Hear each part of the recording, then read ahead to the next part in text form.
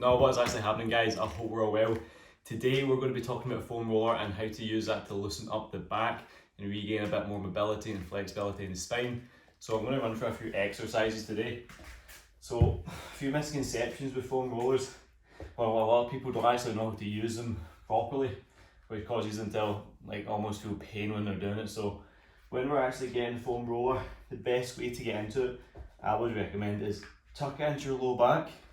Get your feet grounded, and as you want to roll back, roll it with you, and then you'll find your mid-spine will connect. Your mid-spine will connect with the foam roller.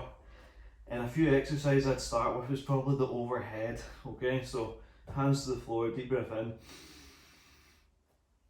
Lift the hands up and on the exhale. There you go, and just relax right into that foam roller, and that'll be in the mid-spine, so right into the thoracic spine. Just take a deep breath. So people have so many tendencies in their back that generally this is too painful to even hold. So what I'm doing now, that deep breathing, that's just allowing me to open up and let go of any pressure or tension that is found in my spine. So I'm going to help myself up there. You don't want to hold that for too long. So from there, that's it, I'll lift my bum, hug myself, and I'm just going to give my upper back a small roll, keeping my neck neutral with my spine as well as I can.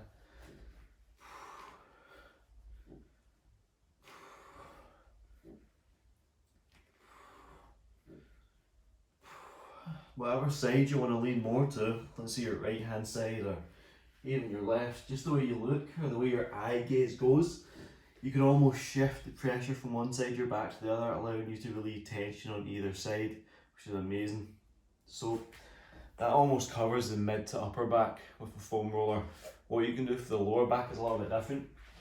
Again, I'd say place it in at the low back nice and tight. I'd go forearms first. And allow yourself to kind of recline and take pressure, almost if you were doing hip thrust. Another way to get in would be that, and just lift the bum and pop that in there. Make sure your spine is spread evenly across it. You don't want more on one side than the other. Make sure there's tension throughout. I'm not relaxing fully, otherwise my lower back is going to kind of bend too much, extend too much. So that's not what we want. Keep a bit of tension. And what we can do is roll the hips, and that'll mobilize the lower spine. Just rolling the hips, rolling the hips.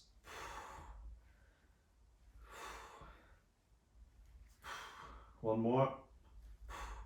And that's for the low back. One, we help up there. One that I generally wouldn't give to a lot of people is the next one I'm going to jump into. It's a bit different.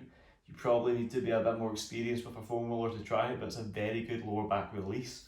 So again, get yourself into that position, and what we're going to do is adjust it from either side to side depending on what side we're aiming for. So I'm going to be targeting my right hand side, so I'm going to put it more there. I'm going to straighten my leg, and I'm just going to work on pulling that thigh and that leg through the knee across. Slowly come back out. Get back to your hip thrust, guide the roller under, drop the leg. Okay, round two, we're on the other side now. This is a big one.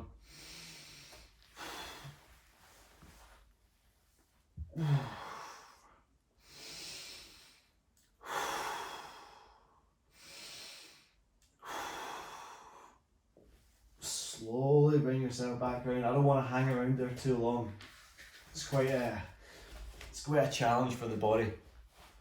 So this is us covering the back right now. We've got the lower back, we've got the mid back. Another one you can do is put it long ways, and this is for the spine, this is for the mid spine. And what you want to do again, use your forearms to guide you. Forearms to guide, if you can place the centre spine. So hands up nice and high, open them wide, relax your shoulder blades into the roller.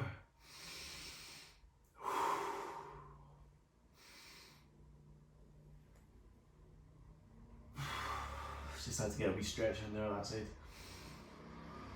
And just sit in that. And again, when you're coming out of these challenging positions, use your forearms, use your core, and that way you can get out of the movement safely.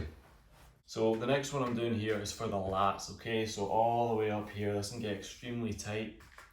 What I want to do is we're going side on, like paint me like one of your French girls, okay?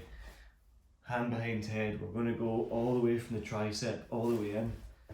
And we're going to get right on that sweet spot, right between the rear delt and the lat, just in between, almost under our armpit. And just slowly roll a bit of tension through that, find the sweet spot, and you might get a release if you have enough pressure into that muscle. You can definitely feel my shoulder going. There you go. And a wee release, just when you put that pressure in right there, that's lovely. And again, about anywhere between 12 to 20 rolls, depending on how long you can last. And then you can move into that. Once over, loosen it off. And again, do the exact same on the other side. So all you would do is tilt your body around. Again, lat first, head, and again, get into that. Just find that sweet spot, work into it.